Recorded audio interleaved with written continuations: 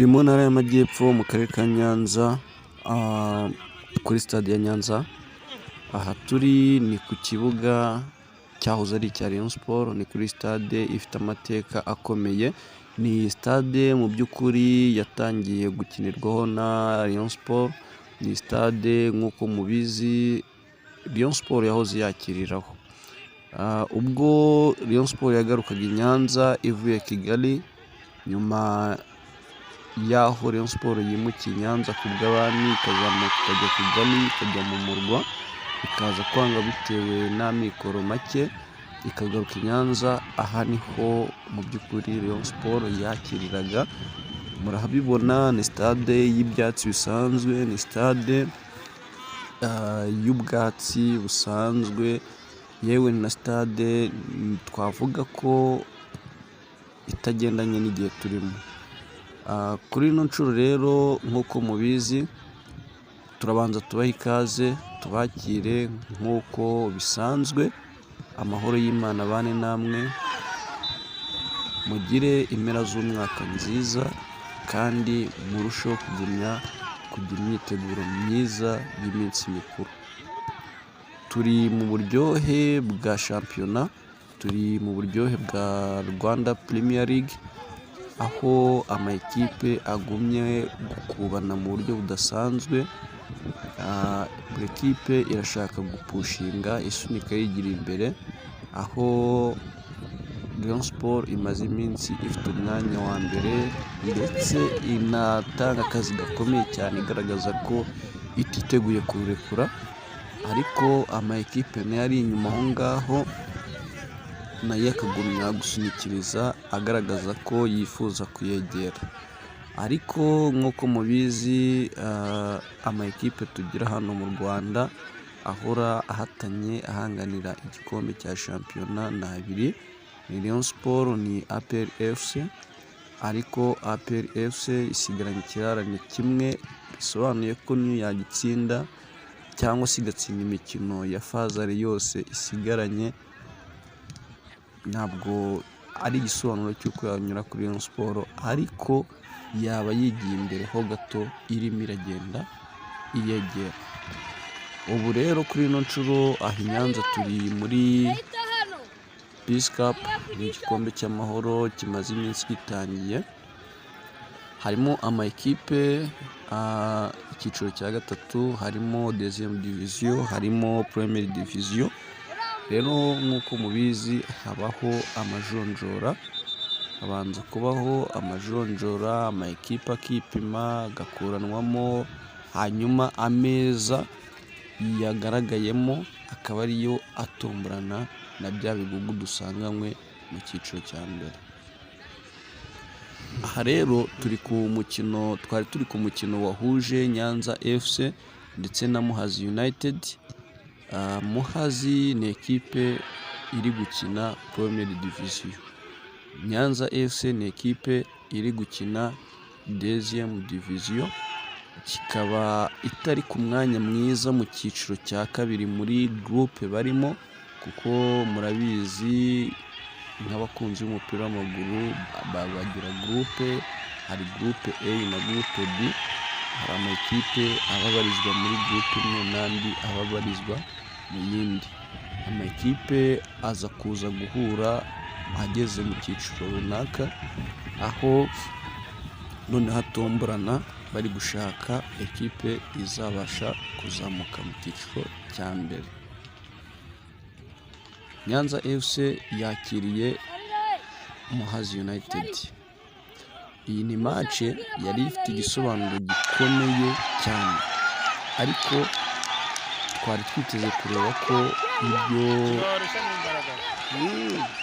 andi makipe arimo arakora atungurana ari nabyo biri buze kubaha Nyanza.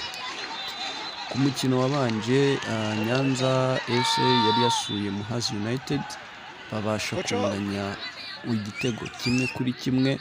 Ikipe zombi zarinjijanye igitego 1 ku kindi, yewe binagaragara ko abana barimo baragira gute, barimo baratanga akazi gakomeye kuri ekipe nkuru tugereranyije n'abo bari gukina. kuba Nyanza FC yaza Kigali ikaza gukina na Muhazi United ikanganya ikakurayo inota rimwe nk'ikintu gikomeye cyane. Urebye abakinnyi ugerageje kugereranya abakinnyi Nyanza bari gukina Nyanza FC n'abakinnyi bari muri Muhazi harimo itandukaniro, kuko bamwe basa nkaho biragaragara ko ari bakuru abandi, imyitozo ningana mukoraho nyine bikagaragara ko urabona baba bakinnye bari kuri ariko pressure. wakwibaza ngo ni irihe banga ryakoreshejwe kugira ngo Nyanza FC ibashe kubona igitego kwa Muhazi. By'ukuri harimo abana bagumya bahatana, banyotewe no kwigaragaza kugira ngo babashe kureba ko babona amakipe. I Nyanza rero ni nako byagenze.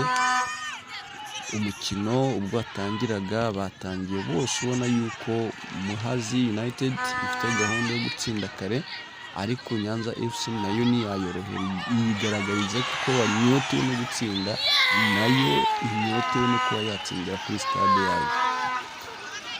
Tunabibutsa ko nk'uko muri kubibona iyi ni ekipe mu by'ukuri ushobora kuvuga ko uramutse uvuze ko hari amakipe yo mu cyiciro cya mbere irusha abafana ntabwo waba wibeshye. Kuri uyu munsi ntabwo abafana ba Nyanza FC bose babashije kuhagera, bitewe n'uko muri shampiyona imaze iminsi itari kwitwara neza, ariko ni ekipe yakira yewe kuri stade habayeho kwishyuza, ugasanga haya muri tribune bakwishe buzuye, n'aha mu mpande barahagaze. Mbese bigaragara ko uretse ikibazo cy'igihe kiba kitaragira, ariko i Nyanza hari abafana mu by'ukuri. Sinzi ko ubwo Nyanza FC yazisanga mu cyiciro cya mbere byazagorana kugira ngo aya makipe yandi tubona na za AS Kigali, Polisi, amakipe nk'aya ya za Muhazi na amakipe menshi wazisanga ekipe izamutse bishyashya ibirusha abafana.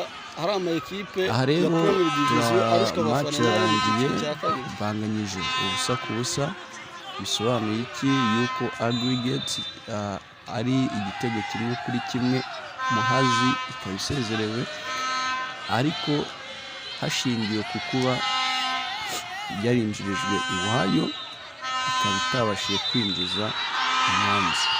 Bivuze ko Nyanza FC ibashije kugira gute gukomeza. Nk'uko mubibona tugiye gukomereza muri vestiaire turebe umwuka urimo bimeze bite, kuko aha Migi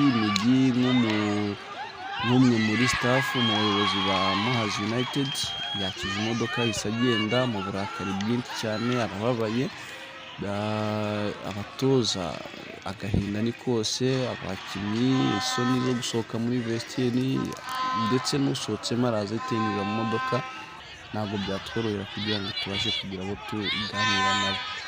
Hanyuma Nyanza FC reka twinjire muri vestiaire turebe ngo bimeze bite. Mu by'ukuri ni ibyishimo bidasanzwe, barishimye, barisebra, abana bato bishimye, banavuga bati twebwe muri round y'ubukurikire tutinze gutombora, tugumye gutanga challenge mu kibuga, mbese ibyo dukora byivugira. Turongera kubibutsa kudukandira subscribe, ukore share, ndetse ntiwibagirwe like nimba ukunda ibiganiro tubagezaho. Yewe comment zanyu ni ingirakamaro, ihari ku bwanyu. Mugomba kugira imyiteguro myiza y'iminsi mikuru, kandi tuzarushaho guhirwa ndetse no kubana namwe mwese mu mwaka wa 2025.